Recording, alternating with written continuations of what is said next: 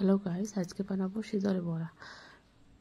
তার জন্য নিয়েছি লাউ পাতা, শীতল, কাঁচা লঙ্কা, পেঁয়াজ আর টমেটো।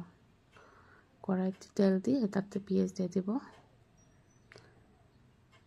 পেঁয়াজটাকে একটু ভাজা হওয়ার পর টমেটো দিয়ে দেব। টমেটো দিয়ে হলুদ, লবণ দিয়ে এটা ঢেকে দেব।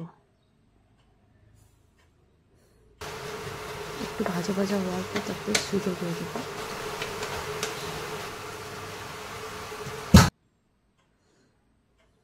যখন হয়ে যাবে তারপর একটা বাটিতে বেসন, হলুদ, লবণ নিয়ে এটাকে মেখে নেব।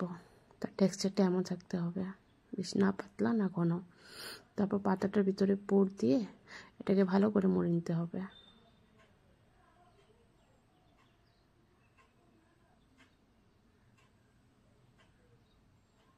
তারপর কড়াইতে তেল নিয়েছি,